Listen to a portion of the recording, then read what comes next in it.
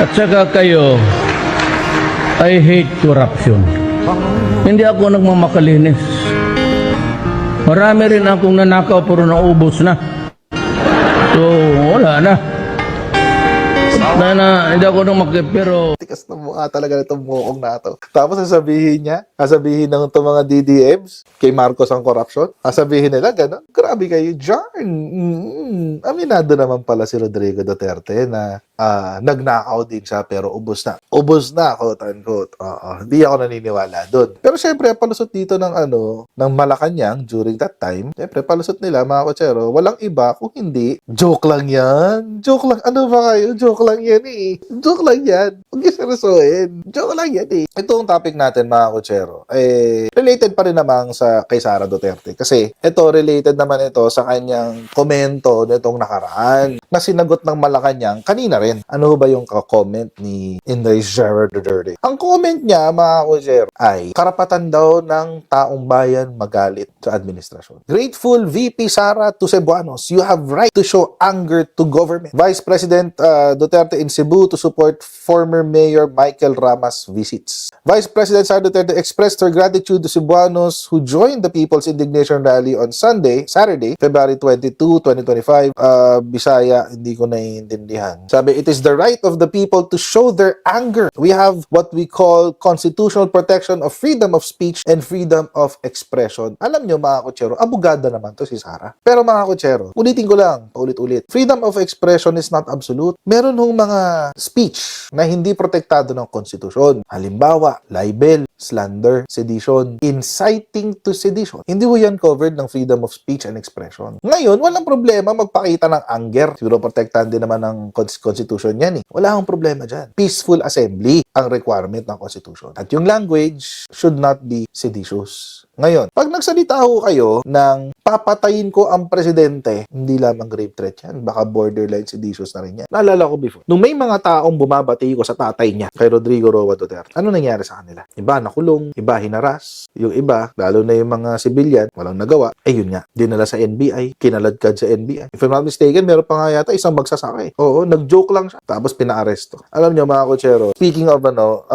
moral ascendancy, itong si Sara Duterte ay wala akong moral ascendancy to talk about freedom of speech. Ayan, yung babaeng yan. Wala akong siyang moral ascendancy to talk about freedom of speech. Lalo na yung tatay niya, isa sa most terrible violators of the freedom of speech and expression. At sinagot ho ito ng Malacanang. Panoorin natin yung sagot. Good morning. May we just get your reaction on the recent pronouncement of Vice President Sara Duterte that in an indignation rally in Cebu, she said na may karapatan ng mga Pilipino na magalit sa gobyerno, ma'am. Unang-una, nakakalungkot po na mula sa pangalawang pinakamataas na leader ng bansa ay mukha pang nag-i-encourage siya sa mga tao na magalit sa gobyerno. Nung nalaman po ito ng Pangulo ay wala po siyang naging reaksyon dito dahil hindi nga po ito dapat nanggagaling sa pangalawang pinakamataas na leader ng bansa. Ang tanong lamang po, nung panahon ba ng kanyang ama, nagsabi rin po ba siya na maaari po kayo magalit? Lalong-lalo na po nung ang kanyang ama ay nabansagan at nabigyan po at kinilala bilang most corrupt.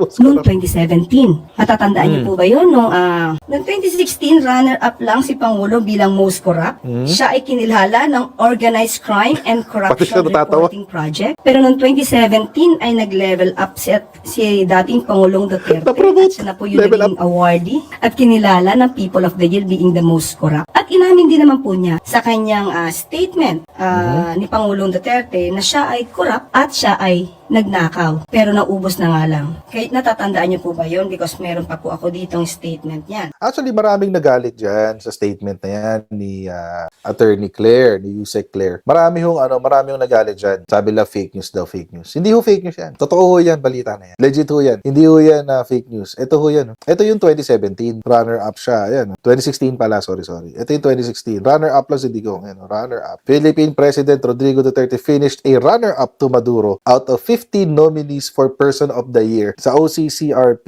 Ano yan? OCCRP, Organized Crime and Corruption Reporting Project. Runner-up lang siya noon. Runner-up lang. Noong 2017, eto na, siya na. Sa'yo na. Sa'yo na ang corona, Rodrigo Duterte. Ayun, OCCRP. Siya na ang, nasa kanya na ang corona, guys. Noong 2017. Actually, in-update nga yung balita. Ayan na. Siya na talaga. Oo. Promoted siya. Upgraded ang buhay. Tapos runner-up na lang sa kanya, si Nicolas Maduro. Ay, ano pa ito? Previous winners na pala. Hindi na pala runner-up. Ito yung lahat ng winners. Oh. 2016, Nicolas Maduro, kung saan nag-runner-up si Rodrigo Duterte. At 2017, Rodrigo Duterte na. Ayan. Oh. Totoo yan. Legit yan. Naging balita ho talaga yan, mga kutsero. Ito pang isa. Kanina, kalkal ako ng kalkal sa social media. Hinahanap ko yung statement ni Digong na inamin niyang nagnakaw siya. Ito, nakalkal ko. Salamat sa mga kaibigan natin moderators. Ang huhusay nyo. Ito, mapakita ko sa inyo kung saan umamin si Rodrigo Duterte na nagnakaw siya pero ubus na. At saka kayo, I hate corruption. Hindi ako nagmamakalinis. Marami rin akong nanakaw pero naubos na. So, wala na. Hindi ako pero Tikas na mukha talaga itong mukhang na ito. Tapos sasabihin ng itong mga DDMs, kay Marcos ang corruption, sasabihin nila, gano'n, grabe kayo dyan. Aminado naman pala si Rodrigo Duterte na nagnakaw din siya pero ubos na. Ubos na, quote unquote. Hindi ako naniniwala doon. Pero syempre, palusot dito ng Malacanang during that time, syempre, palusot nila, mga kotsero, walang iba kung hindi, joke lang yan. Joke lang. Ano ba kayo? Joke lang yan eh. Joke lang yan. Huwag yung seryosohin. Joke lang yan eh. Wala nang naniniwala sa'yo, Duterte. Naniniwala ba kayo, mga kotsero, sa kasabihan na jokes are half meant? Kung hindi mo masabi ng rektahan, dadaanin mo sa joke. If there is a joke that the Philippines had that is a really, really bad joke, it is having Rodrigo Roa Duterte as President of the Philippines. That's a really, really bad joke. We've been had, tayong mga Pilipino. We've been had. Nauto tayo ni Digong. Huwag tayong pauto ulit. Gawin na natin last yun. President Rodrigo Duterte was cracking a joke when he supposedly admitted to corruption some 4 years ago. Malacanang said Friday as the leaders' feud with the Senate festered. Joke lang yan. Ano ba ayo? Huwag yung seryosohin, mga kotsero. He already admitted to corruption. He already admitted to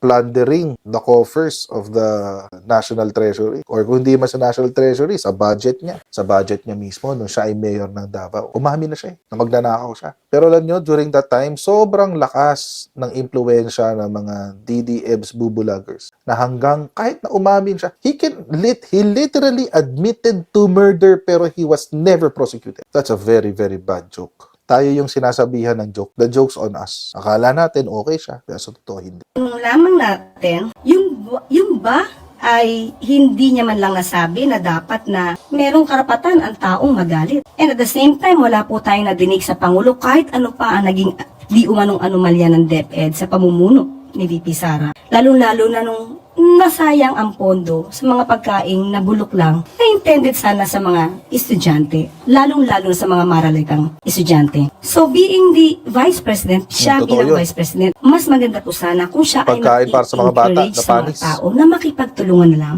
instead of having this feeling of hatred against the government. Mas maganda po na sabay-sabay sana tayong umangat kaysa sa may mga ibang tao na gusto magpabagsak na gobyerno. She's arguing that it's part of freedom of expression. Yes, wala po tayong masasabi kung kanyang ine-express ang kanyang damdamin.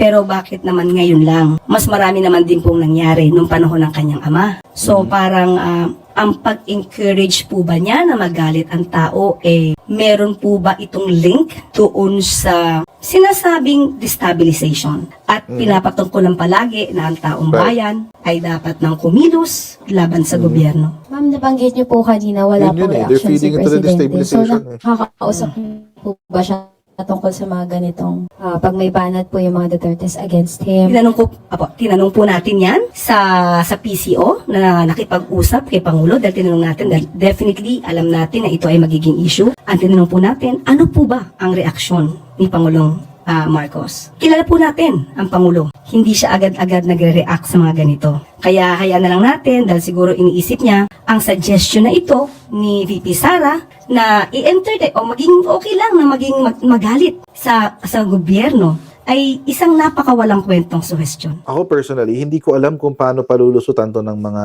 ni Sara Duterte tsaka ng mga DDS yung mga lumalabas na issue, especially with this impeachment. And kaya nga naging strategy nila magpasa ng CC, i-distract ang taong bayan sa impeachment. Paano nila ginawa? File ng kaso, file ng kaso, file ng kaso, file ng kaso tungkol sa budget, file ng kaso tungkol sa freedom of speech through the TRICOM, etc. etc. Yan na lang yung laban nila para matakpan, matabunan yung issue.